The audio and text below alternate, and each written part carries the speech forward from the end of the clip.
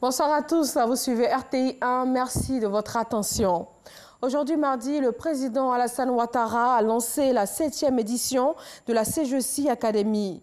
Le forum économique annuel du patronat ivoirien se penche cette année sur la question de l'industrialisation de la Côte d'Ivoire. Une occasion pour les participants de réfléchir aux voies et moyens pour booster le niveau actuel de l'industrialisation du pays qui se chiffre à 28%. Nous écoutons l'appel lancé par le chef de l'État au secteur privé.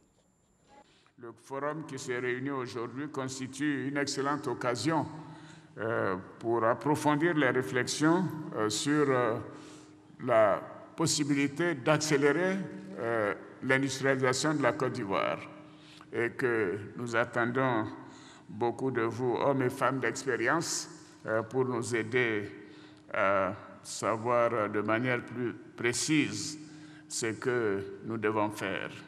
Donc les propositions et recommandations issues de vos travaux seront étudiées par le gouvernement afin de renforcer le secteur industriel ivoirien et de créer de véritables champions nationaux. Champions nationaux, je dis bien, dans le secteur industriel. J'encourage le patronat à persévérer dans cette œuvre de promotion de l'entrepreneuriat. Il doit apporter une contribution significative à la problématique de l'emploi des jeunes et des femmes en Côte d'Ivoire. Le président ivoirien est arrivé à New York hier lundi. Daniel Kablan-Duncan prend part à la 73e session de l'Assemblée générale de l'ONU. Plusieurs réunions de haut niveau vont meubler cette session, dont le thème général est faire de l'ONU une organisation pour tous, une force mondiale fondée sur des responsabilités partagées au service des sociétés pacifiques, équitables et durables.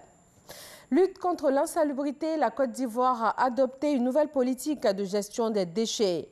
C'est dans cette veine que le ministère de l'Assainissement et de la Salubrité vient d'acquérir 160 camions de collecte d'ordures. Ils vont servir à balayer les rues, à conditionner et à transporter les déchets vers le nouveau centre de valorisation et d'enfouissement technique.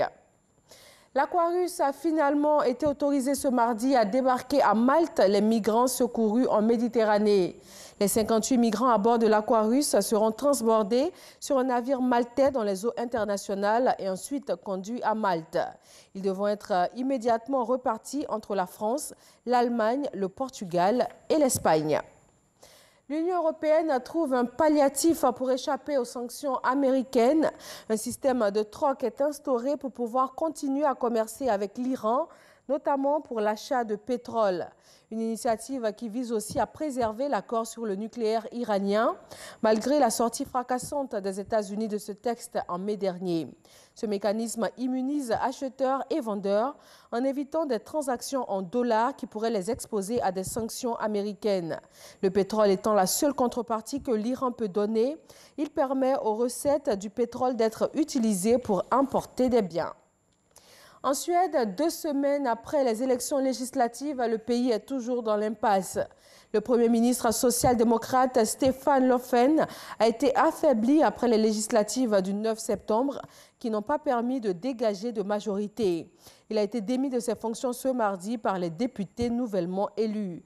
Mais il restera à son poste pour expédier les affaires courantes puisqu'il n'y a pas encore de personne pour le remplacer. Et c'est tout pour ce Flash Info. C'est avec grand plaisir que nous vous retrouvons pour le journal de 20h, toujours sur RTI 1.